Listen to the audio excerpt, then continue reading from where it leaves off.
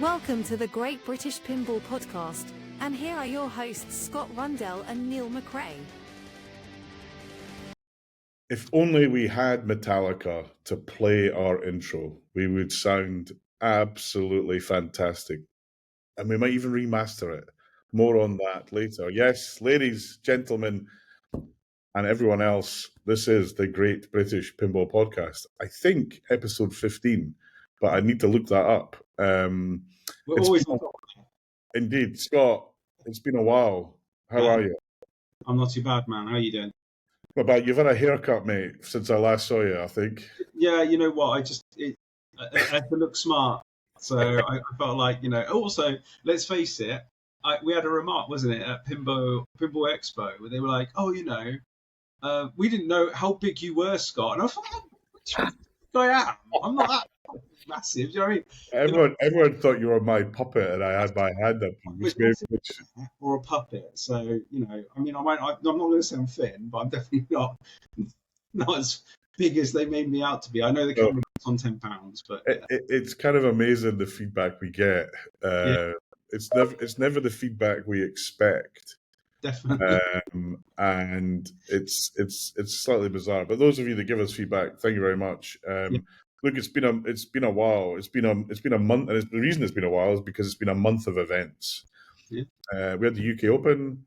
Scott had the UK Labyrinth launch party at his house. We've had Pinball Expo. We've had a couple of other events, and there's been one or two pinball machines released over the last few weeks. We did a special edition for X-Men, which was cool, and we'll talk a little bit about that. But we're just gonna kind of flow in kind of chronological order, for one of a better word. But I'm going to start with UK Open. UK Open went really well. A huge shout out to all the volunteers who helped. It takes a village, as they say, and I like every village. A village needs a clown. I will take that appointment with glee and happiness. But yeah, okay. But it went very well. We had 160 players over 3 days. We put more games than we ever had before. We had some massive matches on a couple of games. Bond 60th was one of them. Rush, another one. And it was just a great weekend. And actually, for the first time, I was able to kind of step back and enjoy it a little bit because we've got used to running it. Yeah. Next year, we still need more volunteers. So if you're listening to this and want to be part of it, please reach out to us because we struggled towards the end of Saturday on some of the things we needed to do. I don't know the exact number, but we have to do. There's the build phase that has a bunch of volunteers. Then there's the run phase that has a bunch of volunteers, and then there's a breakdown phase. And at the start, everyone wants to help, and then as they get tired, they're like, "Oh, I don't know if I want to help." And look, as humans, right? I'm not criticizing. We're human, right? My take and the team's take is the more volunteers we've got, we can stagger things. But a few people went above and beyond the Call of Duty. Actually, I can't remember her name. I feel bad about this, but Stuart Judder's wife was like scorekeeper superstar, and Claire, who ran the front desk, was also another superstar. Di, Clive, James, our fix-it guy. James was just on fire. I mean, he continues to impress people. In fact, some of the tournament guys said, "Does James travel? Because we could do with him at our tournament." That's James at Majestic, right? Yeah, James at Majestic. And look, if you're needing a pinball machine fixed, and you're kind of in the south eastish Essex, London area, branching out he's your man. But in any case, give him a phone. Honestly, he did a tremendous job. We actually only lost one game the whole weekend, and actually I wouldn't say we lost it, but we couldn't figure out what was causing it. We had a game rebooting. In fact, we had a few games rebooting, and I kind of think that there might have been something up with the power supply because, an example, my Quicksilver kept rebooting. it's never rebooted ever. Do you think that was like maybe too much power draw around the room because there was too many machines? No, we balanced. I mean, that was definitely an issue at the start, but we rebalanced on the Thursday night, and we just couldn't get to the bottom of it. I don't know if it's maybe there's a bad connection or bad earth or something. I don't know, but we kind of struggled with it, and it was slightly frustrating, but it kind of is what it is. We didn't have as many Stern reboots because last year that was a big issue for us, so that was good to see. That's maybe probably because the Insider Connect code was probably a little less mature at that point, right? Yeah, I don't know if it's I could be. I don't know if it's that or something else, but it definitely felt like it didn't happen. I mean, it still happened, but definitely not to the volume that it happened last year. And actually, I'll kind of shout out to a couple of sponsors, Retro Arcade, who loaned us Labyrinth. Thank you, David. Phil at Pinball Heaven, who loaned us Avatar, Elton John, and Funhouse, which was great. We had Avatar literally delivered to the event, and we unboxed it there. So, how did it hold up? Sorry? How did it hold up? Elton John, not so much. We had to pull it out in the end. We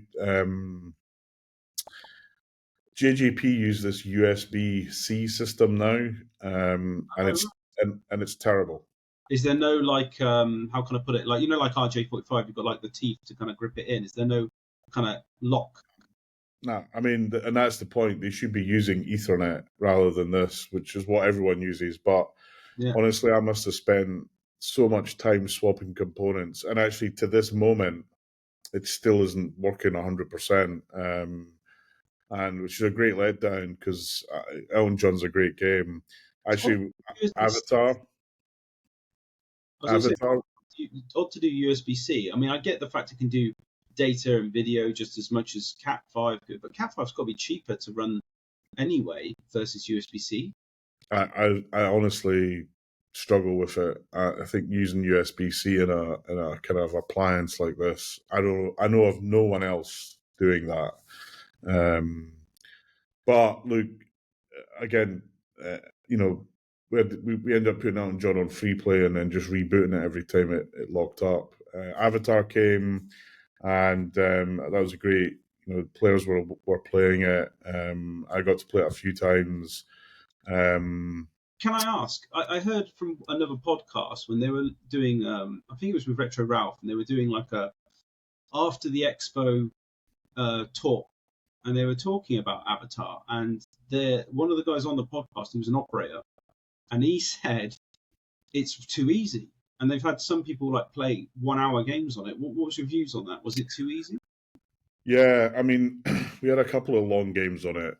I definitely think that you can make it a bit harder, but I do think it is a long playing game, no question about it. I don't think it's a tournament game. I'll be honest with you, I like the playfield layout. I think that works really well. The code's shocking on it. The rules are just terrible. Don't tell me it was a multi-ball with many addables. Well, there's that, but they've also got this kind of weird starter mode thing where you've got to hit different things. And it just, in my mind, it's just not fun. And it takes away from a well-designed game that's got a lot of light shows, a lot of moments, but they're lost in this madness of code. Well, I remember they showed that infographic, and it was massive rule set, and I was like, I'm never going to be able to get my head around that. Like, I don't know how the coders do it because they just must get lost in their own code trying to make something so deep. This make a lot of people complained about Avengers AIQ being complex. Sure. It's not a patch on this. I mean, this is a constant theme. Godfather, I thought, was a decent layout, but terrible code. I don't know what they do about it, but I think, there's a coder involved in those games, and then there's a coder that's involved in Elton John's. Different guy, different outcome of game, and I think. I don't know. I think JGP needs to get more feedback from players about what they want and react to that. But because it's not. I get it. They're trying to fill a boutique, kind of saying we're a home setting game, right? I don't think they ever appeal to the operators because their games can obviously get bashed around in location, and it's probably going to end up breaking. And I don't think that's a reflection on the quality. I think that's just because they pack them, and there's parts that can break when you pack a game. Like that's why pros are on location at Sturton, because they're stripped back, less likely to break, right? I think JJP just need to look at the code though and go, does someone want to sit in front of a game for 1 hour? I don't. I'm personally from a Bally crowd, right? Speaking from a Circus Voltaire sat in the background as a cabinet there. To me, if a game is good, if it's like half an hour max. 15 minutes is kind of my nice spot. 30 minutes is like, I'll play a game for 30 minutes. I'm too crap to play a game on 3 balls for 1 hour. I just couldn't do it. I'm not that good. I mean, I've not had many 1 hour games. I've had a couple, but I had a couple of long Godzilla games, a couple of long Theatre Magic games. But I kind of agree with you. I think you don't want it too long. Of course, different players, different skills are going to go on. But of course. the minority. Let's not the 1% that are great players. You need to take care of them, but they're not the only type of players. And there are some people. It's maybe where I would say, develop 2 styles of code, right? Like have a tournament code, and then have just a standard operators code, if you want to call it that, or something like that, where people can experience the majority of what the game has to offer within a 15-minute window. Because if you're like, I don't know, I'm not saying JGP would ever do this because this is not going to be in their ethos. They give away multi balls like they're candy. But I think a multi ball needs to be earned in my book, and a multi ball should be part of like a special event. You've unlocked the multi ball. I don't want to have like Guns N' Roses where it's, blah, blah, blah, lights, multi-ball, blah, blah, blah, band assembled multi-ball, blah, blah, blah, blah, this multi-ball. And you just chain one after the other. It loses impact by having too many multi-balls. Agreed. And I think, like I say, I think it's something they need to think about, because it's not, I don't think it's working for them the way that they're currently doing it. And I think they've had 2 good layouts that haven't sold because code just isn't there, basically. But also, as much as Elton John's great, there's a lot of rumours that will come more to Pinball Expo. A lot of rumours that, whilst Elton John's been great, it hasn't been the top seller that you might expect it to be. I think that's the money, though, and the market. Absolutely. Right? I couldn't agree more. Yeah. So we had the UK Open. Like I say, it went great. Thanks to everyone who came. Thanks to everyone who volunteered.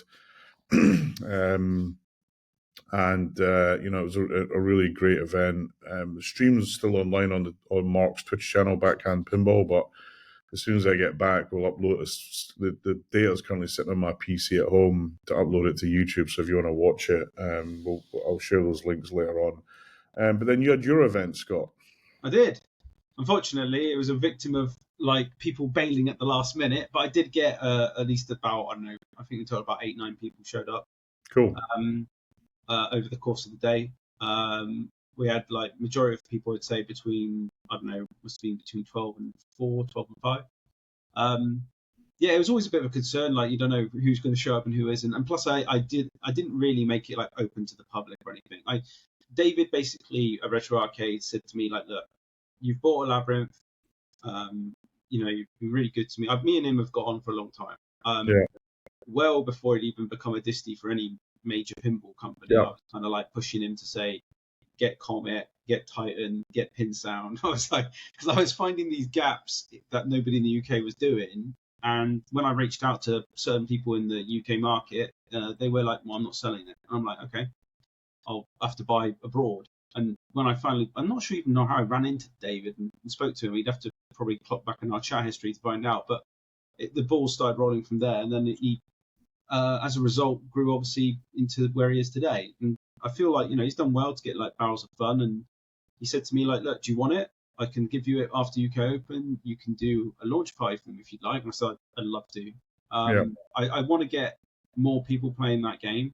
I think for me, Labyrinth, I don't know, I played it at Pinfest for the first time, and I smiled. And I was like, that's a game, for me, that was like, it's Bally. It's a Bally Williams game. It feels like a Bally Williams game.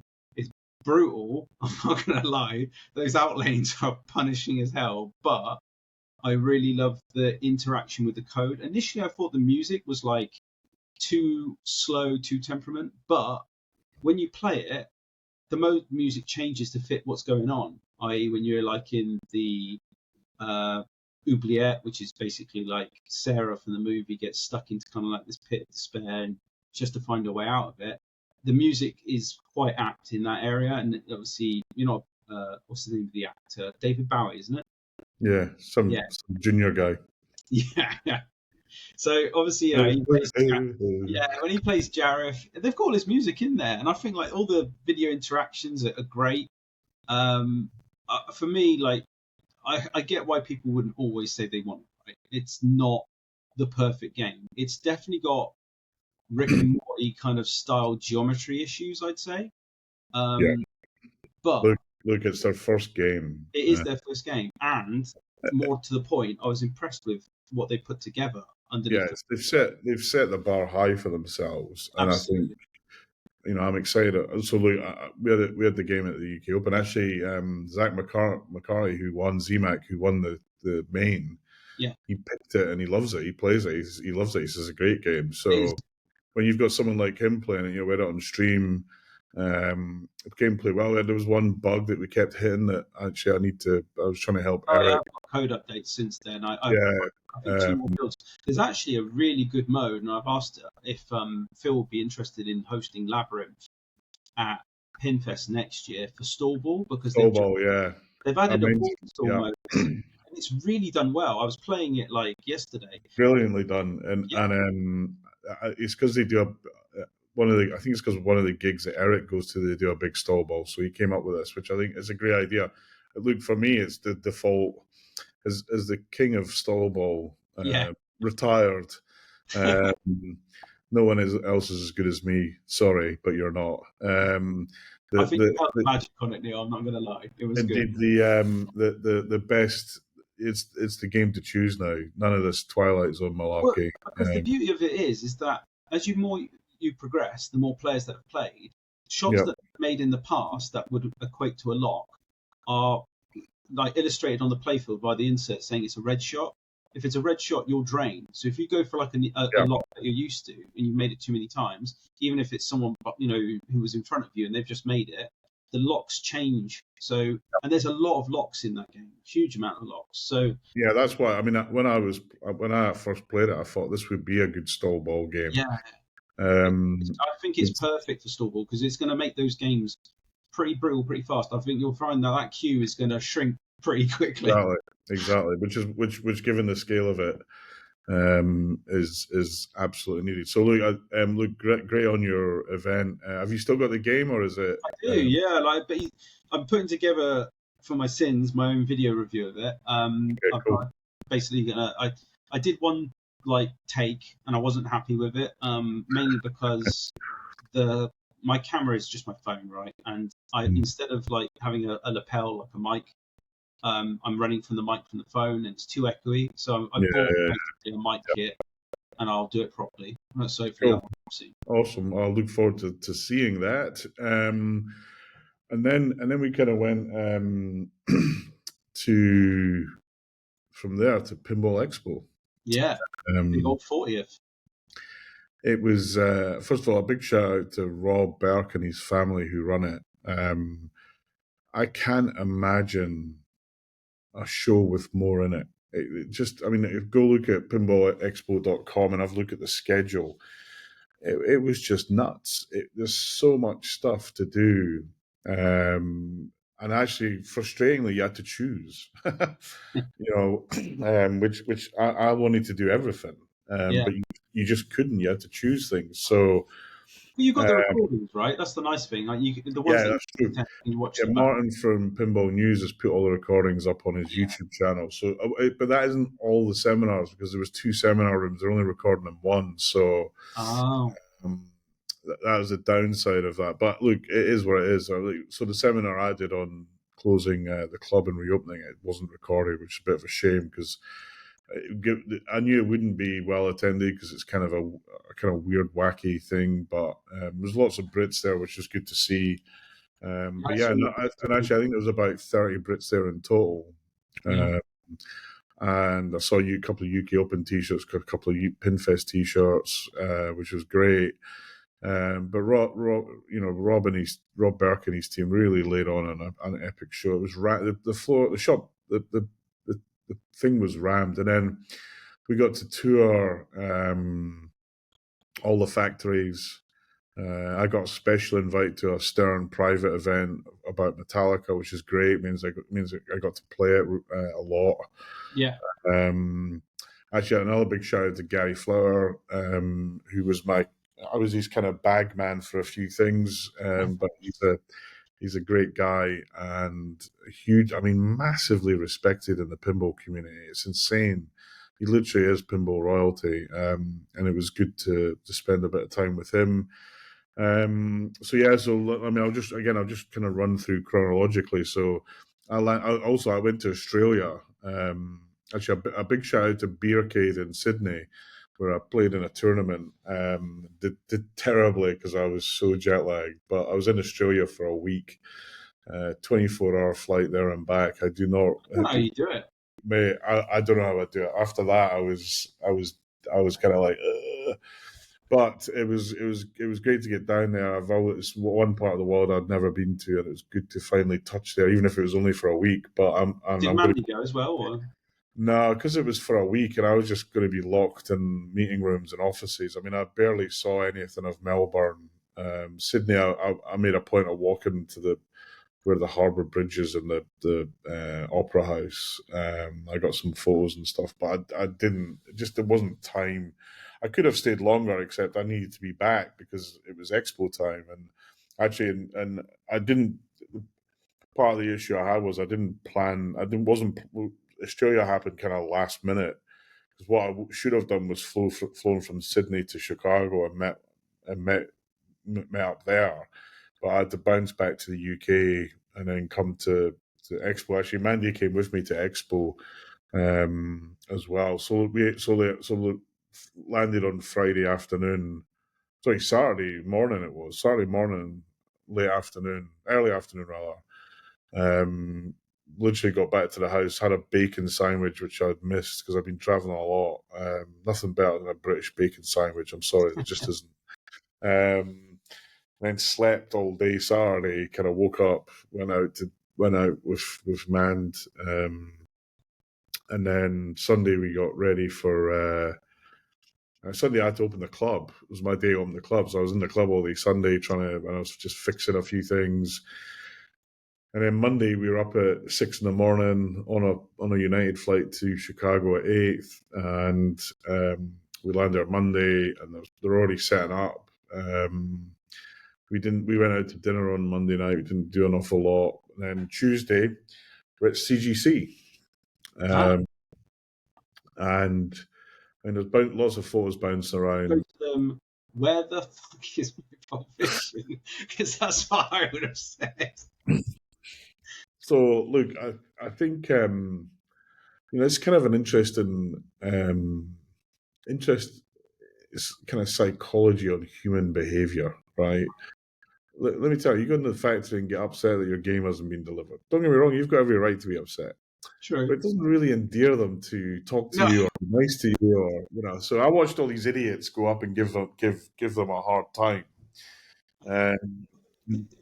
Surprised. People did do that, yeah. I mean, I was like, yeah, here's the time and a place. You get a chance to come and see a factory. They're inviting you in as a guest, and you want to kick ass on the fact that your game hasn't shipped. With interest, what is the main reason for the delay? Let me come back to that. I will get to it. But anyway, Doug Duba, who I've got so much respect for Doug. He is a do it right or don't do it guy, and that's why they're late. Basically, his way of thinking, doing is why the games are late, and I'll get into the details of that. But anyway, we get there. First thing we see, they've got a bunch of so they're all their games in this arcade area. They gave us a T-shirt and a bunch of other stuff, which was awesome. And on the Cactus Canyon, they got the new code, and they got the module that comes with the new code. 2 modules. One is a set of bar doors that sit in front of Oh, I the saw that. cowboy. Yep. The other is a ball lock light above the gold mine. It's got locked 1, lock 2. And the code, I got to play a little bit of the code. It was pretty busy, so it was hard to play it. And I was trying to video it, but it was so busy, and there was a lot of glare because it was in this kind of office area that had lots of windows on it. But I have to say, the code is looking pretty cool. I can't wait to get it. I was impressed by it. Of course, they had Pulp Fiction there. They had Medieval Madness. They had Attack from Mars. On the code, just so I understand it. So, Yeah. the Saloon mod, let's call it add-on. Doesn't matter. So, the Saloon add-on. If you put that on, is it a bit like a Predetti game where you can flick between the old code and the new code? So I believe it will be.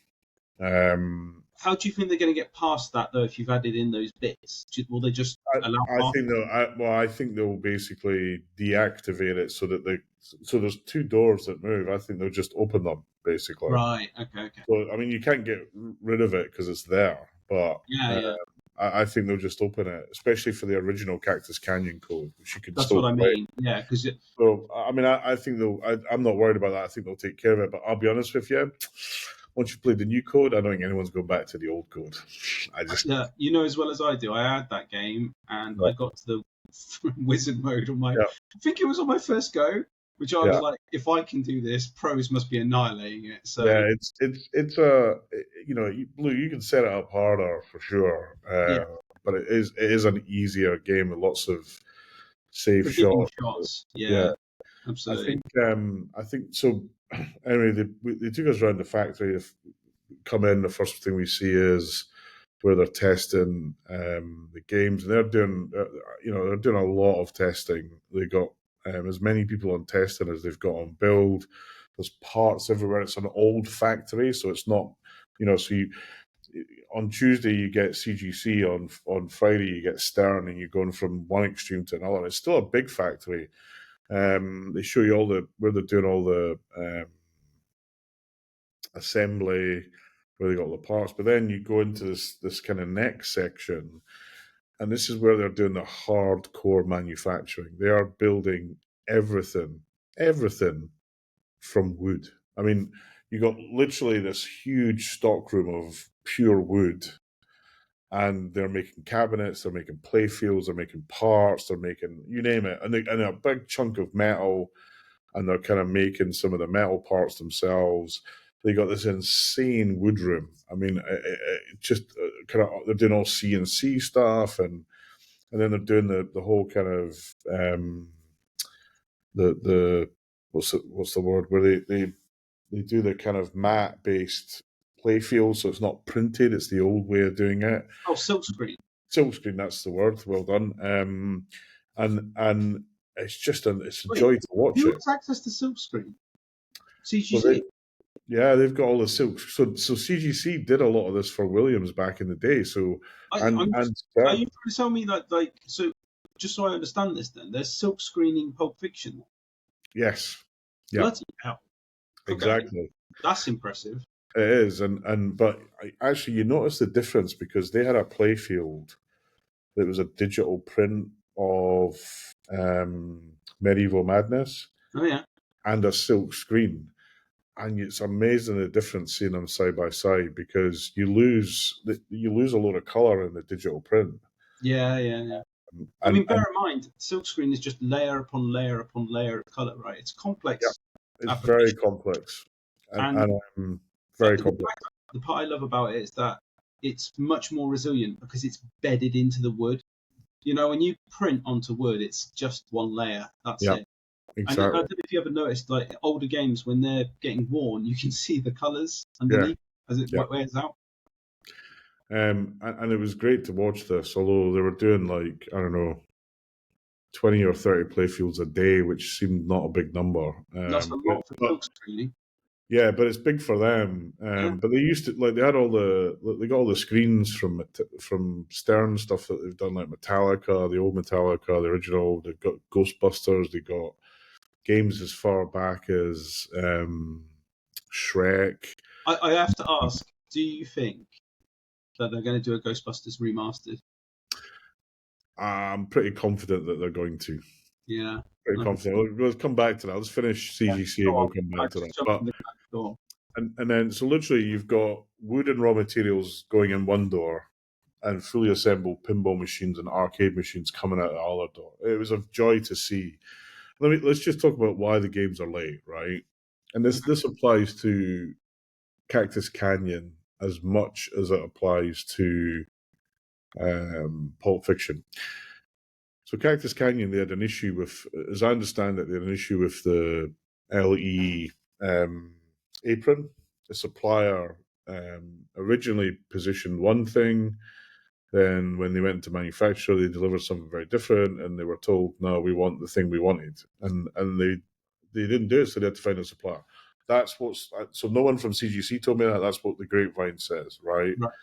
And that caused a big chunk of the delay. This Pulp Fiction LE, they had a similar issue with the topper. So they've had a part missing or a part issue with the topper that they had to redo or get again, or I don't know what. But they finally got all the parts. And here's the great thing, right? In the CGC warehouse, I'm going to guess there are about 500 games ready to roll.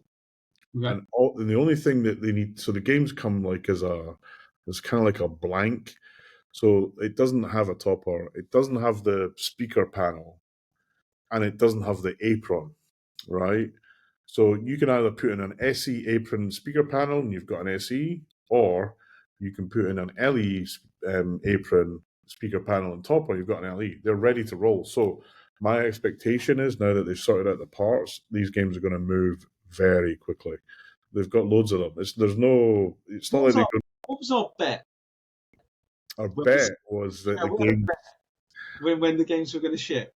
Yeah, so your bet was March next year. I did say March next year. My bet was the end of this year. So I'm looking forward to claiming the victory on that bet. I have to say though, it was my heart was saying before Christmas, my head was much more aligned with you. I didn't expect the game to be a year. So, but look, we'll wait and see till it really arrives. But I'm pretty sure we're on for a end of November, December delivery. I was going to say, you can correct me if I'm wrong, but I heard something along the lines of that they're promoting the European orders to the front of the queue because we were the last in the queue for the Cactus Canyons.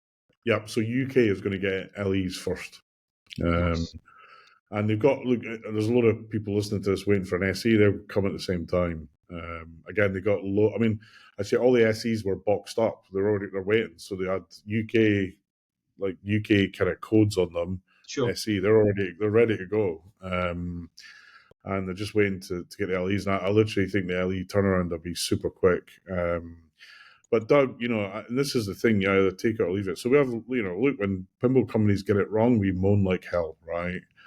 There's a lot. We were talking earlier on, a lot of kind of niggles with X-Men, and so the Stern are walking through, and I'm sure they'll solve them. But if you've got your Cactus Canyon or your Pulp Fiction LE with the wrong, with a part that immediately needed replacing, you'd be like, well, that's a lot of old bullshit, right? So Doug's done the right thing, which is, hey, we're going to wait, we're going to get it right, we're going to ship it, and they've learned a lot from the SEs that have gone out. So the good news is, and this is what Doug told me, some of the issues with playfields, chipping, etc., they've solved all that, and in some respects, it's good to be last because all the pain of what the current SE owners have experienced has been resolved. Of course, well, it's the same thing that's going on with X-Men, right? I feel like it felt like it was the right idea to do LEs first, but I think it was a bad idea. I mean, look, as an LE customer, I want my game, but in hindsight, and this is discussion I had with Josh Sharp, is better to make all the mistakes on the other ones and then figure it out. And I definitely think that's come true. I think Stern will probably rethink that for future releases. But There's a lot of it. I mean, this is the thing. I think, I partly created this hype because I was one of the first. In fact, I was the first non-Stern employee to play the game. Yeah. But the game is just. You brought me into it. Mate, you're going to be back. I'm convinced about it. You might not get one new, but I think you'll end up owning one for a while. Yeah, I mean, like, probably cat's out of the bag. I bailed on my X-Men. I think for me, when they announced Metallica, and I'm not a Metallica fan. My wife is. She goes to Download Festival. She loves Slipknot and watching people massacre goats and God knows what else. It's not for me, but she absolutely was like, I want Metallica, and I was like, we can't buy it. I've bought too many goddamn games recently, and they're all in the 10k plus range. I'm going to be bankrupt at this rate. Yep. She was pleading with David to switch out. I still think I would have liked having an X-Men, but Metallica just looked way more polished. X-Men will be around for a while, mate. You'll be able to pick one up as and when. She's gone nuts. She's gone for the LE. I know you right. It's fine. You're an LE guy. I'm like, I've had LEs, but nothing like this. This is. Well, I think if there's an LE to go for, this is one of them. Well, yeah, they're only making 500, so it is truly limited, right? Yeah. Look, X-Men. So we'll jump to Stern. We'll come back to the others. Let's just cover Stern. So. I got a nice note from Stern saying, "Hey Neil, we'd love you to come to our private event, Stern HQ on Thursday." And I was like, Thursday. And basically, the tour of the factory was Friday, which is what I was going to go to. So anyway, Gary Flowers invited. I drove him down there. We headed down there, and we get in there, and we're invited in the same place I was for when I saw X-Men. Everyone's there, John Borrow, Jack, I mean, the whole Stern crew are there. And they've got they got premium, they got an LE, and the game just looks amazing, man. Bang. The artwork is. And I'm an original LE owner, which actually I've had 2 offers of 10 grand for, which I just couldn't believe. But I'll be honest with you, sell it. I mean, I don't. I know you might turn around and go, "Oh, I have another LE." It's whatever, but to me, I think people would even value the old version now. To me, the new version is just way better. It's such a. I mean, look, both games are great. I mean, for me, I probably, I don't know. I haven't given it too much thought, but it's kind of Lyman original, Sure. and that makes me reluctant to sell it. But nostalgic. Who knows? Who knows, right? But it was interesting to get those offers. Anyway, the game looks great. They've done an epic job of translating it to Spike 2. The animations are brilliant. The sound, that's what I say to you, yeah. The sound is just so much better than the original. That animation is where I wanted X-Men to be. Yeah. I don't know why it changes between teams so radically, but whoever they're doing the animations with for this should be doing the animations for all of them. Yeah, but just remember though, the licensor can be a pain in the ass on that. Like Metallica won't give a shit about animations. They'll do whatever you like. But Marvel, they're going to be a bit, make sure you. You look at X-Men, no offense, it looks like Adobe After Effects. Like some of it's just like here's a character and it's moving across the screen, and all it is just like it's faking an animation movement. I know they're trying to do the whole comic thing like they did with AIQ, but I don't know. Like I look at Deadpool, and the animation is better. It's really difficult to animate someone else's IP like that. Whereas the Metallica IP is kind of simple. At least in my mind it is, and actually there's not. I mean, there's the amount of animation level that's required is kind of slightly different. But anyway, look, I think both are great, to be honest. And also, I also remind everybody when you're playing, you're not looking at the screen. But that's probably why I'm losing. But don't look at the screen, mate. Look at the lights. I honestly feel sorry for Jack, because this is probably the first time they've done a game where they've released another game. Nah, it's not. So it's not. It's the third time. It's the third time. So they did it with Batman 66. They did it with Elvira. This is Oh, not. This is normal. I mean, look, Jack. I spoke to Jack. He was fine. Look, when you've got Expo with I don't know 40 X Men on display, and they're all got queues. yeah. You know, there's nothing for him to be complaining Don't about. get me wrong, that playfield design I still think is the most innovative thing I've seen in the last 10 years in pinball. But I just wish it felt like they'd rushed his game out the door. Yeah, it was like, it's 6 months ahead of schedule, whatever the story was. The code didn't feel right. Feel like there's so much potential in that. I'd have rather they just released Metallica because it looked like obviously it's ready, and then done X-Men next year. Yeah, I mean, I don't know that I don't know if we'll ever know the real reason for that. But look, I think the game, I think the playfield of the game was done. Yeah. I think there's some more testing they need to do. So you'll see on Pinside there's a couple of issues with it. They'll be solved. I've seen them on other games. They'll get them solved. But um, I'm not really. I mean, mine's arrived. Believe it or not, Oh, so you've got it now. it's Nice. here in the UK. It's in a box in my pinball shed, waiting to be opened. Better do an So unboxing this weekend. yes, Friday night I'm going to do it on Twitch. So 8 o'clock Friday night I'm going to do an unboxing stream. Hopefully it's not broken like Bond, but Toad. I know. Tell me about it. But yeah, look, I do that. I've also got John Wick coming back, so there'll be two new games to play, and yeah. So look, Metallica was just. I mean, everyone that played it just thought it was brilliant. The new modes are really cool, although they need to adjust the scoring's a bit imbalanced on them. They need to work on that. I was talking to Rady about that.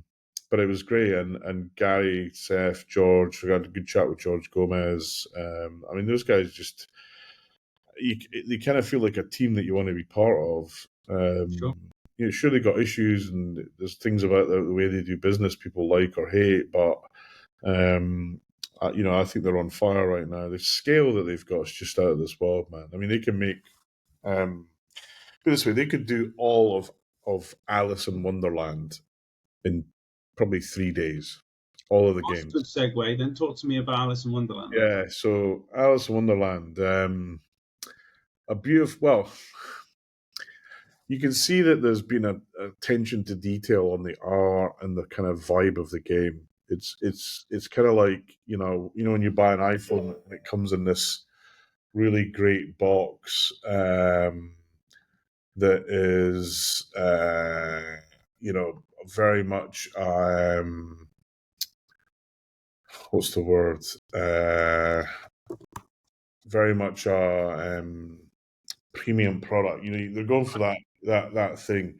That The boutique artwork, product, the yeah. artwork isn't for me. I mean, I kept like there's a bit of debate on Pinside about the fact that Alice has suddenly got the biggest size pair of something I or think other. I think I wasn't a fan of the back box art. I loved the overall package. Don't get me wrong. And it's got a very J-pop feel to it. I think the part I'm sad about is the limited run. I get why they're like, yeah, look, there's going to be 300 in the US and whatever it is, or is it the other way around? Is it 300 in Europe and 200 in the US? I can't remember. It's something low, isn't it? But Yeah, I mean, they had 3 games there. The queues were long to play it, but it yeah. looks great. It sounds terrible. I mean, that is my biggest criticism. Did you ever watch Carrie Hardy's like live reveal? Or did they? I didn't know. Oh, Uh, the reveal, the stream. yeah, the trailer. Yeah, that was a disaster. I mean, Yeah, I don't know what they were thinking. I mean, I was like, why are these guys doing something dumb? And actually, with Davey Stumbler, who was there, our great friend, I kind of felt bad for them. I actually offered to go over there. So I actually offered at Expo to bring my streaming gear and do a proper stream of it. sure. But they decided, well, they've kind of sold out of everything. So they don't really care now. Well, they do care, but they don't need to show more video of it. They've sold them all. So I played the game. Actually, I thought the layout it's not an amazing layout, but it's okay. It's playable. It's good. It doesn't feel I don't think it feels like a Bally Williams game. Okay. It doesn't. It feels like something different. There's not a huge number of toys on it in the same way there was with TBL, and actually, part of me thinks that's a good thing because everyone knows my opinion on the reliability of TBL. I just think it's very unreliable. Sure. The magnet thing at the back, I think it's a missed opportunity. They should have put something. The magnets. It just lacks something. It lacks a connection. I think they would have been better with like the thing on Shadow where you move it. Over a pusher thing, yeah. Yeah, something like that, or even just a couple of little flippers. I think that would have been better. All right. Some of the shots, like how you get into multi-ball, and there's this little clock screen on there that's really well done. And there's a couple of shots that I thought are pretty good. The ramps, the plastic ramps, they just look horrible. I don't know what they were thinking about that. They could easily have done metal rails. Prototype, right? The kind of like cardboard-esque kind of prototype that was originally designed. I mean, for me, I look at it and I think I would have rather they would have increased the quantity. I know they're trying to say to the collectors that this is a proper limited edition, but to me, it's like I wanted to be able to play it first before putting down that kind of money for it. And I feel like you're never going to get that opportunity unless you had maybe even, I don't even think even if you wait till Expo, you would have got one. You have that kind of FOMO kicking in and everybody's just bought them already because there's so few of them about. So I don't know. I think for me, it's got potential to be better. I mean, like obviously the call outs are terrible. I mean, Kerry, he's even got it so that when you do Twitch donations, it says jackpot, Kerry, jackpot, and it's just taking Mad Hatter's kind of terrible call out voice. But that's all changeable. I mean, that's the part I found impressive, that they had quite obviously because of maybe Davies' kind of influence, i.e. Stumbler, but it has obviously mod ports available. You can have direct 5 volts to add your own mods. Yeah. It has the ability to how can I put it? Edit the audio files, edit the video files. They've made it so it's not locked down, which obviously I suppose is easier to do because the game's not based on any there's IP. no IP issues. Yeah, exactly. it's royalty free or whatever the term is now, or copyright free. Yeah. It's over 100 years old. So I get why they chose Alice. I think I just would have liked personally a few more units, maybe 100 or 200 more, and maybe they just did a standard version. They had that super deluxe version, and then one that had maybe more of a run that you could have had a chance to play it, make your mind up, then put some money down. I'm saying this really stupidly because obviously my wife's just bought Metallica Sight Unseen, but I think that's a little different because we know the game. Do you know what I mean? It's come from an era. I think that this is a game for collectors. So if you buy it, it's not very deep. Let's put it that way. You're not going to. It's not going to be a game that I think you don't find the end to quickly. The audio, the call outs, the video stuff, I think they got a lot of work to do on that. But my sense is that they'll get there.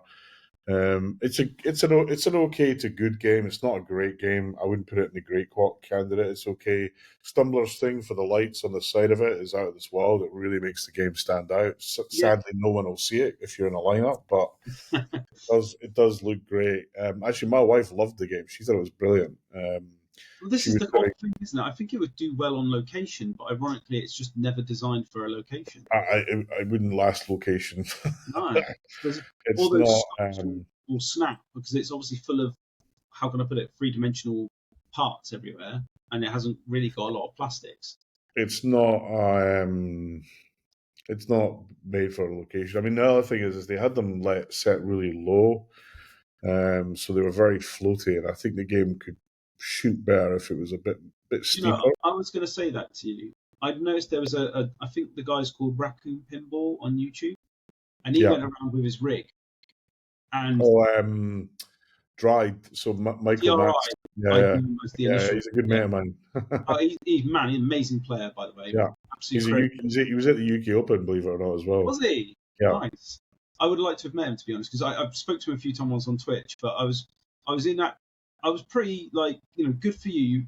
You've tried out Metallica there, and yeah, I don't know if you've watched his Metallica gameplay video. It's got like 3,000 odd views now. It's better than Stern did for their own X-Men reveal. Like, he plays a solid game on that for a good 15, 16 minutes, and that convinced us to buy. It was like, I saw the animations, and it was well lit, his rig was well set up, and he's in a noisy area, but you could still hear the game. And I was like, that he's done really well to set that up under pressure, because I could see the people behind him kind of like this going, I want to play my game when you get off it, But he did a really good job of presenting it. And I've noticed as well, when he went around to all the Stern games, they were level. They were picked perfectly. I just get the feeling, as you say, it's really weird. You go to all these people, like Pinball Brothers was guilty of it as well. Yeah. They don't set their games up right. They don't level them. I find it bizarre, but it's the thing is so, I mean, I think the Pinball Brothers, I mean, Davey and I did moan up and say, guys, put some pitch into it. I just don't think they wanted to, because I think they knew it would put more effort on the flippers. So I kind of see both sides of it. But I mean, you mentioned Pinball Brothers. So Alice, okay, nice looking game if you like the art. The art does nothing for me really. I said my wife loved it. She said, I'd have that in the living room. I was like, really? Let me order one. And then she changed her tune slightly, but she really liked it. She thought it was a good game to play. Fair play. I mean, the only thing is when you work out the build rate, the last person's got at least a year long wait, because they're not going to start making them till January apparently, which I was kind of surprised about. Why, and the rate, I think works out with it's almost like 10 a week, so 50 weeks, assuming they don't go on holiday. You got a year long wait. Right. The interest, actually, before we pivot to the Pinball Brothers, the interesting thing about Dutch Pinball wasn't what they had, is what they didn't have or didn't talk about. So everyone was expecting the fanfare launch of Back to the Future. Yes. Oh, they're going to announce it. They're going to announce it. They're going to announce it. I knew that they would not announce it. Going into this, everyone said they're going to announce it. I'm like, no, they're not. Let me tell you, they have a massive issue on their hand, and I don't think they know how to deal with it. What, meeting demand, you mean? Meeting demand, meeting expectations, making money. All three of those things. I don't believe that. I'm going to make a prediction.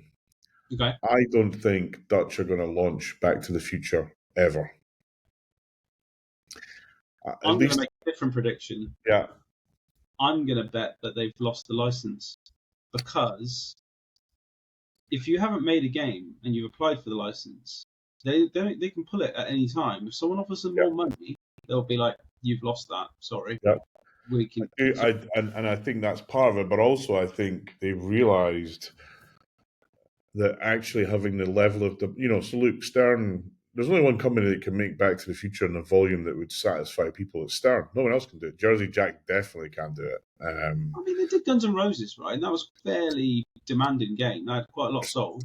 Yeah, it took them almost 2 years to get all the games. I mean, they made nothing but Guns N' Roses for like 2 years. Pretty impressive now. Have you done a tour of their factory? I have done, but look, it's the next biggest factory after Stern, no question about it. Yeah. But it's still some way off. I know they don't have the working capital Stern have got, so they don't have all the parts. They have changed playfield supplier though, which is great news. Only took them 4 years longer than it should have done. Anyway, let's just an announcement, but yeah. Okay. So Luke, I don't think Back to the Future is coming from Dutch Pinball. I think that they thought it was a great idea to get it. I think they're now figuring out, actually, oh shit, how do we deliver this? Here are some things that could happen. They could sell the IP to someone for someone else to do it. At your point, the IP owner could say, wait a minute, you've done nothing with this, we're having it back. Give it to someone else. I think that's a distinct possibility. They could partner with a manufacturer to deliver it. Okay. Stern or Pedroni. Now, Pedroni, I don't think I've got. Oh, you mean Predetti? Sorry, Predetti. Sorry, but who's Pedroni? Something else. Anyway, Predetti. Half Pinball Brothers, half Predetti, by the sounds of Yeah, it. I don't know. Anyway, they could do that, but I fear that they're pretty much up to their eyes in existing stuff already. Yeah. I could, and Stern have got a big factory that they need to keep running. And they've done it before. They did a contract deal with Medieval Madness for CGC. All the Medieval Madness is the original kind of 12, its original 1,000 LEs were built by Stern. So I think that could happen, but I do not believe we will see a designed and built Back to the Future by Dutch Pinball. I just don't believe it. And I'll be honest here, I knew that they wouldn't announce it. I'm glad that they didn't announce it for their sake, because I think that just would have caused chaos for them. And I think, they need to consider, okay, they got Alice, 500 games, ultimately they're going to be a spooky-like organization that does, between 500 and 1,000 games a year. Which is no bad thing, right? No, absolutely not. It's fine, but then they need to think very carefully about the IP they want, like Spooky does. Like, Looney Tunes. There's not going to be a massive demand for Looney Tune games. No. Texas Chainsaw Massacre. There's not going to be a massive demand for TCM, but there is a demand for it, right? Scooby Doo again. I think the same. So they're going to have. Scooby Doo was probably their better license choice out of recent ones, but it's just a game. I don't know. It just didn't click, did it? Terrible. Sorry. It's a beautiful looking game, terrible to play. Unfortunately. But let's pivot back to the Pinball Brothers. Yes. Yeah, so ABBA. Oh my god. It is bad. It's so bad. I think it's difficult, right, to compete in the music pinball category these days. There's too many good examples out there. There is nothing good about this game. The artwork, which look, Pinball Brothers probably didn't have a choice on the artwork. They were probably told by ABBA what they wanted. Yeah. It's compared to some of the ABBA artwork that's out there, it's absolutely hideous. Again, that doesn't bother me. I could put up with any artwork. It doesn't really bother me that much. But this one, it wouldn't be the choice. As an ABBA, I'm an ABBA fan, right? Sure. Remember Disco Maiden, Super Trooper Multiball. I am the guy that did that, right? So, no, it literally feels like the cheapest made pinball machine of all time. It actually felt worse than Spinal Tap. No. In terms of build quality, yes. I hate to say this because I kind of like having Spinal Tap as the worst thing ever done in pinball. But I actually think this and Spinal Tap is fighting for supremacy of IPs that went bad. It is strange because I think that like helicopter mech was pretty clever. The helicopter mech reminded me of Parcel Force. It's really hard to get a delivery out of it. Okay. Honestly, I was just thinking, what is this? I mean, I got it in a couple of times, but it wasn't. And even when you got it in there, it wasn't a great. There's no. It's the thing. You hit a shot. It's like, oh, I've hit a shot. I've hit a shot. Oh, I've hit a shot. There's no disco funk. There's no feeling at all in the game. I think we'll probably discuss it in a bit, right? We'll talk about Avatar maybe a little bit more if we can. But I had noticed with Avatar, they're not syncing the video to the audio. Yeah. I.e., like, there's a scene, for instance, where they're shooting from how can I forget it? It's the war that's going on in the first film, where they're basically having the fight in the sky. And I haven't seen either films. I haven't seen either films. Look, I'm going to say this now to everyone listening. For the love of God, can you people stop living under rocks? I don't get it. I don't understand when someone says they haven't seen the movie. That's like saying you haven't seen Star Wars. It's so... No, it's not. It's not like... It is. It's been on bloody TV. You could have watched it a million times. I've watched every single Smurfs movie. And I'm done with blue people. That's all I can tell you. Right. Okay. No, I haven't. it's just like it's like 2.5 hours long. I can't do that. No, sorry, it's just too Do you know long. what? I have to ask, right? This is Yeah, genuine. I'm interested. Have you watched Alien Romulus? I have not. No. See, people are just not film connoisseurs. I'm sorry. Most pinball people are not film connoisseurs. Have you seen the movie The Good, the Bad, and the Ugly? I've seen them all, mate. Like You've had. Okay, my fine. movie library would make you cry. For every pin you've got, I've got like 50 Blu-rays. I guarantee it. Okay, well, maybe we should, in our Christmas special, we should have a game of top Trump movies. Yeah, why not? See who can win it. But look, anyway, ABBA. Go Um, it felt cheaply made. The flippers are shocking. I mean, they are the worst flippers on any pinball machine. And I'm not going to defend it because I've got an Alien and I know what you mean. Their flippers it, are. it's terrible. I mean, and look, ball and flippers, guys. Every time you take a shot, the good thing about it is it makes the game hard because every time you take a shot, it's in a different place on the flipper. Yeah. That's the one thing it's got going for it. It does actually add some. And this game was flat. The disco ball, it just doesn't. It's just there. It doesn't do anything. The light shows are just no. I'm sorry. Where are they? This is disco. I should be dancing by the game. The audio, and okay, maybe this is because of the show, but it was even hard to hear the audio. If I was there and I had a music pin, I'd be cranking up. Stern, you could hear Metallica for miles. They had it cranked up. Alice, they had that cranked up. They, I don't know what to say about it, but the only thing, I can leave you with one thing, right? Alice, ABBA is a pin for the most diehard ABBA fans. But and I wrote this on Pinside. If I was a big ABBA fan, I would buy a cheap EM and a big You hi-fi. retheme it. And I would I wouldn't retheme it. I would just turn up ABBA and listen to it whilst I played any other game. The experience, Iron Maiden. yeah, exactly. The experience will be better. And they had Queen there. I played that again, and it just reinforced that it's Queen. It was kind of Thunderbirds, Spinal Tap, and then Queen. Now what we've got is ABBA sliding in between Thunderbirds and Spinal Tap. Do you know one day, Neil, I'm going to get you to be as callous as you are with them with Stern, and we'll see. I can do that. I can give shit about Stern. Look, I mean, one thing we haven't said. Monsters, for example, is the worst game they've ever made. It's absolutely fucking terrible. In fact, I it's close to just being above Queen in my view. Sorry, John, but I guarantee we're never going to get anybody from Stern on our podcast. I'll just say it now. I am disappointed that once again Stern have gone back on their word and said they wouldn't release another LE. I know I've bought into the LE, but okay, let me. But I think no. What they haven't done is remade an existing game as LE. They've created a new remastered game. Spoken like a true fanboy. I think it's different. I think if they just redone Metallica as it was, and stuck.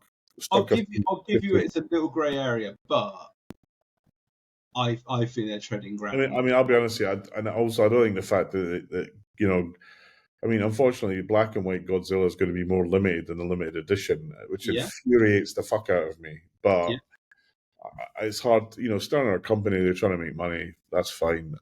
You just have to. It's a choice. No, as I say, I love it. I love the artwork. I think the foil on the decals is insane. I know we've already discussed it, but I mean, that to me is the pin of the year. For me, it's too pink, but you have to play it to understand what I mean. If you go play it, and you'll say, I thought the premium was too green, but I didn't realise that the LE was too pink. What on Metallica? Sorry. Oh no, sorry, I was talking about Godzilla. Sorry. Oh, Godzilla. Okay. No, the LE. So the premium colors I think are awful. The back glass is terrible. I don't know. It looks like the Shrek family. I don't know what. Yeah, I just didn't like that at all. But the LE, thankfully, they got that right. So yeah, that was. I mean, look, Godzilla 70th. Go play it. It's pink. I call it Pink Godzilla. And when you play it, you'll know exactly what I mean. Anyway, look, ABBA, terrible. Queen. Apparently, there's a new code coming out, update for Queen that will somehow fix all the fact that it's shit. I doubt it. I hope, for Pinball Brothers' sake, that they move away from bloody music pins and go back to what they were good at. Because I do genuinely feel like the What were they guys. good at? Well, look, okay, I know you're going to catch me out on this because you're going to say Andrew Highway made it, but Alien was their best one, and I feel like if they They can didn't. They didn't. All they did nothing with Alien. I mean, play, that is the hard. I That say is all that, but they did do a good job with the code. If you played the new code where they've got Sigourney Weaver in there now and they've incorporated it properly, it's the Alien game it should have always been. yeah, but it's the ball and flippers that makes it a good game. Yeah, look, I will say you can always fix that by other means, and I mean that through other bats and stuff like that. But I get what you're saying. It should be a good game. Chainsaw. No. Weird. Anyway, look, That Pinball concept. Brothers. If I was you, I would stop making pinball. I honestly think, or hire people that know what they're doing, because right now you guys have got no clue about pinball. I'm going to leave it there. I'm going to get abuse for that. I'm going to get shouted at. I'm going to get people putting ABBA singles through my door. I don't give a shit. Sorry, you guys are not helping the cause. Please, please, please, either get someone who knows what they're doing, or just go back to playing pinball and collecting them, or whatever it was you did before, because it's harsh. But look, sometimes you have to be cruel to be kind. And I have a positive outlook on life as much as I can. I just feel that I just feel that it's hard. Look, it's hard for them to continue and effectively. Look, again, I don't know. Maybe they've sold every ABBA that they're planning to make. Great for them if they have, but you know, it's not going to win any awards for good game. It's not going to, no one's. It's not. You're never going to see it to play it in somewhere, I doubt. And if you are, it won't last for long. So it's hard. The thing is the way I look at this is if a mate of mine was buying this, what would I tell him? Here's what I'd tell him: don't fucking buy it, because you will regret it. And I I know. I think is it Julian's got one here in the UK. I think he's got the first LE here in the UK, and he's loving it. That's great. If he's loving it, it's brilliant. But in terms of pinball, it's a terrible game. And actually, here's something I learned over the weekend, over the last week, is a lot of people who collect pinball are terrible pinball players. Yeah. Seriously, I mean, I was playing against some folks that were collectors, and I'm like, holy shit, man. How long have you been a collector for? 20 years. And I'm like, you're that bad at pinball? Yeah, but some people just have them turned on and look pretty. I'm not joking. I know 4 or 5 people that literally never. Well, unfortunately, that doesn't apply to ABBA because it looks fucking hideous. But you can't stop hammering on that game. It is. Sorry, this is a hill I'm going to die on. I mean, I'm an ABBA fan. It's like the Blues Brothers as well from Home Pin. Again, it's just I haven't played it, but looking at it, first of all, they've ripped off an existing playfield, and actually Get you off this negative hill because you are hanging on too long. I'm going to stop you. Look, I want your opinion. Yeah. This is probably going to be equally as negative. I think it was called Alice Amusements. Yeah. So what they had was some sort of virtual pinball. It's a core, apparently. Is it? So to be honest, I saw them a couple of times, but I didn't go near them. My bad. There's just so much going on. But what it looked like to me was from where I was standing, looked like it was a virtual arcade. But I didn't go near it, mate, so I can't tell you anything about it. Since you're so uneducated, I will enlighten you. So It is a 81% scale cabinet. Okay, yeah. A 21 millimeter instead of a 27 millimeter ball bearings. Okay. The playfield was not present at the show, so they had an empty cabinet. I'm not joking, an empty cabinet at the event. I don't understand, because the cost to put a stall up there must be pretty expensive. So to go there and say, we don't know what game we're going to make, we don't have a playfield, we don't actually know what mechs are going to go into it, and we're going to deliver it for under $1,000, their words. And they're doing a Kickstarter. Can I please Yeah, can I please plead with Please everyone? don't give any money to that. Exactly. Just it's another Raza. For the Yeah. love of God, just steer clear. That is impossible to make a pinball machine good or even remotely good for under $1,000. You will be hard pressed to even do it for $3,000. I think. Yeah. Um, Well, look, I think that's spot on. But look, I am. Yeah, look, I want I wanted ABBA to be great because I love the band. My I can wife tell loves you're the band. upset because you're a fan, But right? when I see crimes against IP, um, But I'm calling it out. I would be equally upset if I got Led Zeppelin. Really, it's a good game though. I like that game. Or, yeah, right, okay. It is a. This is what's subjective is because But I anyway, love a barren playfield with nothing on it. Yeah, I mean, it I got shoots the well You get because the there's L, nothing though. to obstruct it. I mean, You get the your LE, choice the, still. the bit that comes up and down. But anyway, look, Led Zeppelin. I mean, look, it's a game that I agree with you. It's not the most exciting playfield, but actually the way they've coped with that in the rules, I think is quite cool. But you're right, it's not. I mean, I bought it because it's a great competition game, Yeah, but probably not a it's lot not. to There's do. no, if you're a collector, you like toys, you like pinball moments. It's probably not the game for you. I mean, it goes back to all the pin side When when you look at Cody. mechanics, that game's got the right level of mechs and Exactly, exactly. But I remember Pinside when there was no Stairway to Heaven, and everyone was posting the memes from Wayne's World, where he's about to give it that on the guitar, and the guy goes and points at the sign. I was going to ask you about that. This is what we Yeah, forgot to cover. I know this is going on long, but maybe if we can just park 10 more minutes into this. But yeah, homebrews. Did you yes, try the Led Zeppelin that was brought as a homebrew? yeah. I did. It was okay. Because that had the Stairway to Heaven in it, Yeah, ironically. it looked nice. It was, I think, actually, I mean, the homebrew section, I don't know what it was, but it didn't, it felt a bit more like the homebrews were still half baked. See, I thought that genuinely that Marco had done a great job of creating No, a. they did. It was a great space and stuff, but compared to Texas, Oh yeah, it to be didn't, fair though, those homebrews were very polished. yeah, it didn't feel quite as good. And look, Marco should keep doing what they're doing and encouraging this. And Yeah, the people that built them, those, Sonic Spinball was there. That's really lovely game. did you try The Hawks winner Pro? was another Whirlwind re-theme, which The I, Great Showman, I think it is, isn't it? yeah, I played it and I thought it was okay, but it wasn't. I mean, I just felt like I was playing Whirlwind. Saw was there, and again, it's by I think the same people that did Saw, and it's a like I think it was on the same area. It looked like it was part of the same group, but Okay. it's another Whirlwind re theme. But yeah, look, it was good to see that. But and there was like a tiny little game in this kind of like container. Can't remember what it was called, but it looked fun. But it was tiny. It Did you wasn't. It's try not something anyone's going to buy. Put it that way. Did you try Tony Hawk's Pro Skater? I didn't because actually it was pretty rammed.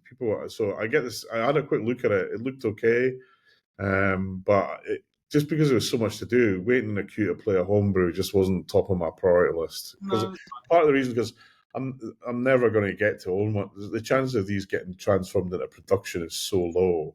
Yeah. The only game I missed was Eight Ball Beyond because I think there's homebrew and I put TNA and Eight Ball Beyond kind of in that close to actually you could make this game. Probably Motorhead as well. That wasn't there unfortunately. But Okay. I would really like to see Motorhead get made because it was a great shooter. Where else? So let me actually the other company I made I can't remember Turner Pinball with Ninja Eclipse. I tell you Oh, what, that's a great game. I really enjoyed playing. It's actually great. It's a good game. I really enjoyed playing it. I think they've done a great job of trying to build a lower end pinball machine that's fun. I got the Brits. I said, "Hey, you guys go play this game and give me your honest opinion about it." None of them had played it. They came back and said, "Actually, this is a good game, Neil." I was like, "Yep, it is," and it's $6,000 dollars. So they're starting to sell that game. Hopefully, it's a success. But I really enjoy playing it. I think to get it into our country, he wants a minimum of 10 orders. Yeah, which is fair enough. Well, otherwise, why would you do it? Yeah. So I suspect we'll never see it, sadly. But No. then I played a bit. I was at the pinball company stand. Travis and Kerry were there. They had loads of fun houses. I have to say, Funhouse. I've never been a fan of Funhouse, but I do like the new one. The remake by plays- Prudential. Yeah. we had one at the UK Open. It played solid through the whole UK Open. It got absolutely hammered, but it played absolutely great, which I was really pleased to see. Actually, Kerry was pleased also because they knew that the game would survive a show, and it did. They had I think 6 of them there. Nice. So that was really good. What else did we play? Who have I missed? I think American Pinball had nothing American new. Pinball had nothing new. Spooky had nothing new. Spooky had nothing new. Bunch of the Brits piled down to the Spooky Factory and the Jersey Jack Factory. They did tours as well, which was good. But I was supposed to go down there, but I couldn't make it. Mandy wasn't feeling too well one day, so I had to cancel a few things. But yeah, I mean, looking back, the game of the show for me is X-Men. Okay. I Over thought Metallica. That's interesting. yeah, because I just think it's. I mean, I was lucky in the fact that I got to play X-Men before the show, long before the show, right? But Sure. effectively, the show was its launch, right? I mean, Mark Fitzsimmons, Medneck on the forum, he's a big collector, more of a Bally Williams early kind of 90s collector. He was blown away by it. He said X-Men's a total game changer. And he Cool. wasn't expecting that. He's also like Metallica. I think everyone liked X-Men Metallica. Actually, we were playing on the Saturday night. It was open until 2 a.m, so we were playing games. And actually, most of the vendors started breaking stuff down. The only vendor that didn't was Stern. So we were just kind of bouncing around all the Stern games. And again, Matt and Scott had a big experience of playing all these games, but like, holy shit, that we're playing Deadpool, that's actually a good game, and we're playing Jurassic Park, that's a good game, and we're playing, we bounced Venom, that's a good game. Oh, Vira, I like that. I still like Venom, to be honest with you. I think it was given a bit of a harsh rap. But Yeah, and actually, interestingly, Stern shared an interesting statistic on Venom. It is by far the best location performing game at the moment. nice. Based on their insider connected data. I was going to say, it's great you can level up, right? It's got quite a bit of appeal for that. So if you're an operator, you love Venom because it's playing like hotcakes. So I mean, that was a show. There was a couple of really great. I mean, Stern did a great job of all the making of stuff, seminars. Keith did a really good talk on Jaws. That was quite interesting. There was a talk on licensing that was a bit. It felt a bit pinball old school to me, whereas I've been involved in licensing and have a different experience. There's a 40 years of pinball thing with, I think driven by, I think it was Jersey Jack that were doing it. Pat Lawler was there and a bunch of other folks. Steve was there. It was okay, but again, it kind of felt like, it feels like when those folks talk about pinball, they're talking about pinball in the 90s, whereas, well, what about pinball today? It just felt a bit too far focused on the past rather than actually what's happened more recently. There was a good seminar on setting up an arcade. Like this guy did, and a few other. I mean, there's a lot of good seminars. As I said, all the big ones are on Martin's Pinball News website, so go check them out because it was interesting. Actually, the only one that wasn't interesting, sadly, was Dutch Pinballs. It was the most boring seminar ever. Not only because it's based on that expectation of what was going to be, right? yeah, everyone thought Back to the Future was going to get announced. I mean, anyone who thought that was clearly mad. What else on Pinball Expo? There was a tournament there. It was good fun. The Stern Pro Circuits, all buy Stern anything games. while you were there? Any Sorry? items or anything like that? Did I? Yeah, I bought. Actually, I bought mostly parts. So I bought a board for my Diamond Lady. It needs a new board. I bought couple of bits from my James Bond at the club because we had something on it snapped. I bought a couple of the LE speaker lights, the ones from Stern. Oh yeah, the expression light system. Yeah, so I'm going to stick them on my Godzilla, I think. I bought, but I didn't buy a huge amount. Actually, I would have bought 2 games. So Captain's Warehouse, where they're doing an auction, Oh yeah. and they had 2 games. They had one game I would have bid on, which was they had another Stars, and people said, "You've already got Stars," but it's like, yeah, my Stars isn't as good as I would like it to be. So I was going to bid on that, and I said, "Have you got shipping?" He's like, "Yeah, we got all that taken care of." I was like, "Oh, awesome!" And then there was another game called Doodlebug, an EM game. And again, I said to the Brits that were there, I said, "Go play Doodlebug. All right, it's right next to the Stern stand. Let me tell me what you think of it." And they went playing. I said, Doodlebug's an epic game, Neil. How do you find out about that? I was like, it's been in a few tournaments. So if you haven't played Doodlebug, go YouTube it. If you ever It's get a such chance a to play weird it. name. What's it based on? It's based on a bug and a bug that doodles. There's no theme. It's like a themeless game, but Weird. it's a huge amount of fun to play. It's an EM, electromechanical game. It's one of the best EMs, and they loved it. And there was one there for sale, actually pretty well priced. So I'm ready to buy both these games. Go to the shipping guys. Oh, we don't ship outside the US. I'm like, what? And actually, a couple of other guys were going to buy games as well, but they let us down. So that's one of my Was feedback. that the prices you found over there then to be quite cheap now? Has there been a bit of a price For reduction? used market. Well, I want to be cautious because shows are not the best place to drive market view. I mean, there's a lot of negativity from the dealers about pricing and the market. Although they were actually happy because I think X-Men has been a surprise for them, and Metallica was a surprise for them. I think So Metallica went back to the days of FOMO, really. yeah, so they on both those games, I think they've done well, much better than they probably would have expected from non-Elwyn games. Mm. Yeah, interesting to see that. Trying to think what else. I mean, a big shout out to Tilt Amusements who supplied all the games on the floor for Stern. They're the kind of dealer that was dealing with them all. They must have brought over 100 games, which is great. Wow. Brian Flyland, Brian, what's his face, was there, and he was just selling loads of gear, and I bought a couple of things from him. But yeah, that's probably it from the show, and there was a lot of good meeting up folks I hadn't seen and a few beers here and there, so that was all fun. And then my wife flew home. I flew to Sunnyvale because I had some work to do, which is why I'm not at home.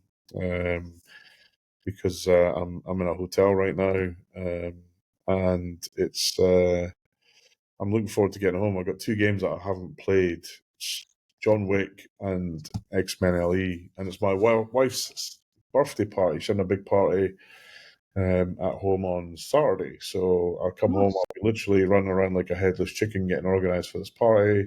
Yeah. You're non-stop now, always the way. Mate, I need a few days. I'm looking forward to a few days. Unfortunately, I thought this was my last international trip, but it's not. I'm having to head to another part of the world in about a month's time, which is a bit of a pain because I was looking forward to a bit of rest and a bit of pinball playing, frankly. But You always find ways of squeezing it in, Neil.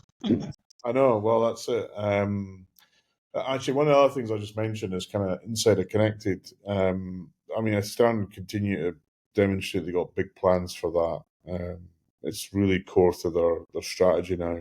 And they were big on the fact that no one else has got anything online, which kind of made me chuckle. Do you know what? That is one thing I must admit that I'm looking forward to about having a Stern back in the house, because I've got older Sterns, but I don't have any Insider Connect ones. It's having a game where you have achievements, and I do feel like they are right. It's definitely the way forward. And I'm 100%. always a bit surprised that games like even Labyrinth, it has Wi-Fi, so it has the ability to just get game updates online, which is great, but there's no achievement tracking, and I feel like every game. And that's where Stern win on the scale fight. They're just so big they can do this stuff. Do you think they'll ever get into a position where you can play someone else in your own kind of private head-to-head over the internet. So effectively, you're doing a bit like an MK Link, but over the internet in that way. So I don't think so, and I kind of hope they don't, because I Okay, don't. Well, part of me hopes they do, but I think it's quite a hard thing to do and make work right.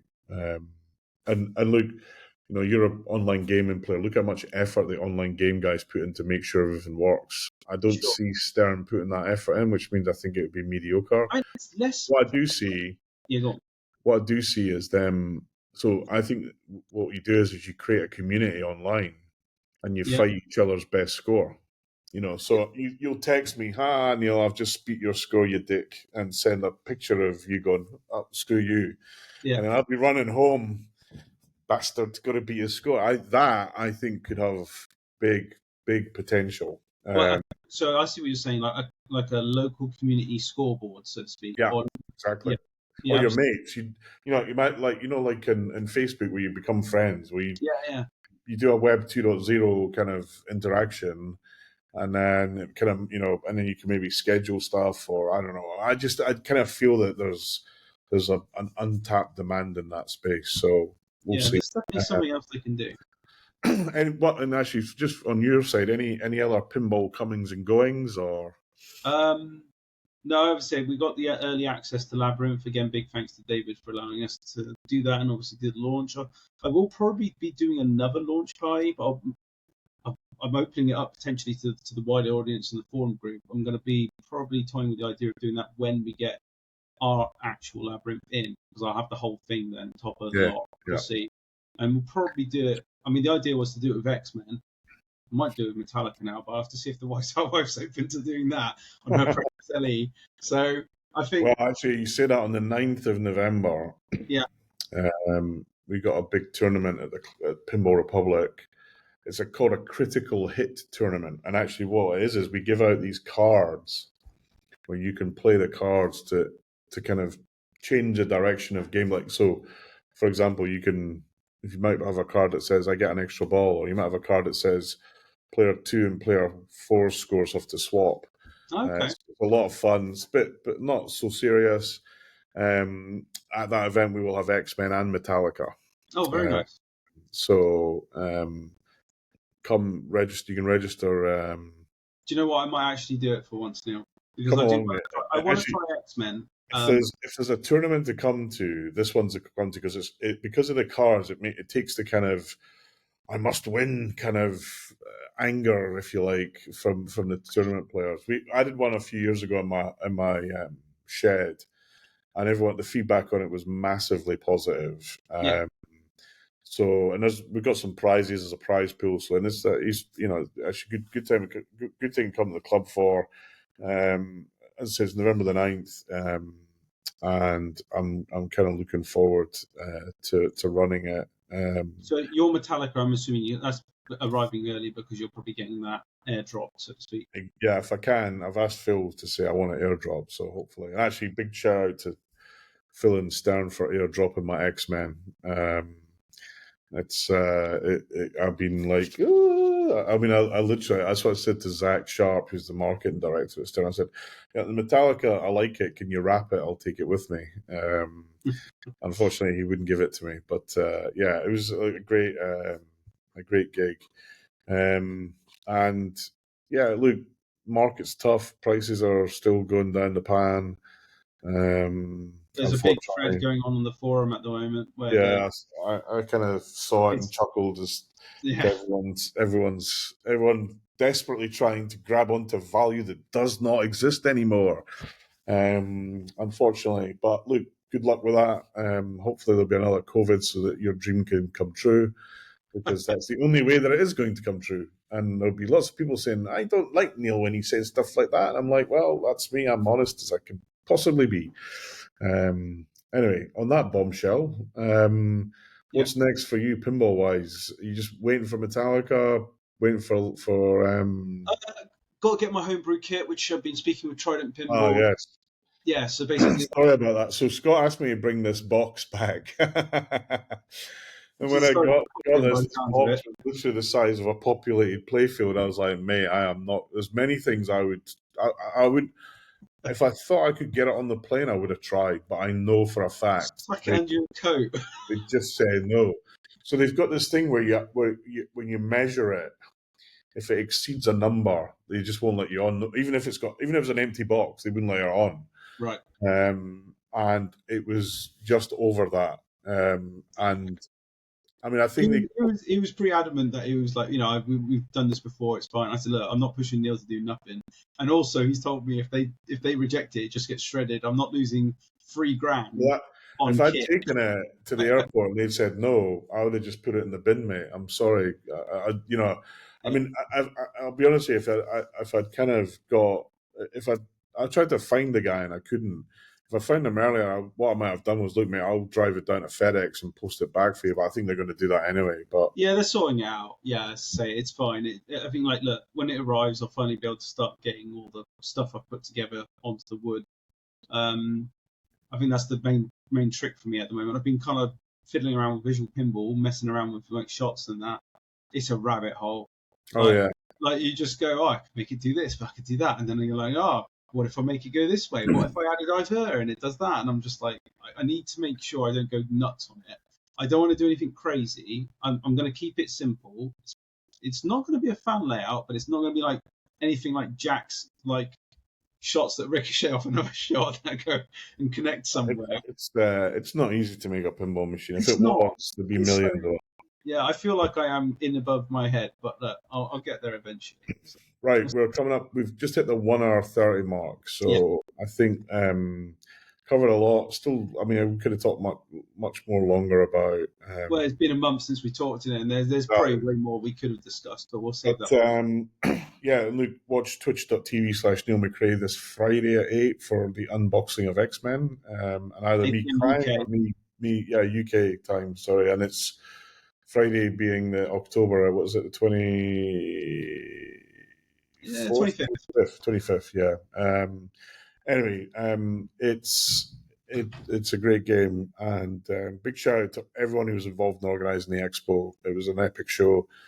And actually, I was asked to speak at. Rob Burke actually asked me to speak at one of the events. All right. So I did big up UK Pinfest and the UK Open. Sure. If you're in the UK, come and see those games. Come to those shows if you're here. So hopefully we'll get a few more folks coming to both of those events. With that, Scott, all that remains is for us to wish everyone a happy Pinball Halloween and Guy Fawkes. Don't set fire or try fireworks on pinball machines. It's not a combination that you should ever do. Unless it's ABBA, because he wants to. Unless it's ABBA, because I would love to see that blown up out of sheer spite for the wreckage of the IP. I am thinking about doing a YouTube video on when IPs go bad, and kind of, when they make the black and white video and they shake it a little bit. I'm thinking of doing that. And the hard part is what's the worst IP abuse in pinball? I might have a go at that. It could be a lot of fun. That's easy. Anyway, it's time to go. Final words from you, Scott. Don't always think an LE is an LE. And with that bombshell, we'll see you soon. Thanks, everybody. Thank you. A nice one.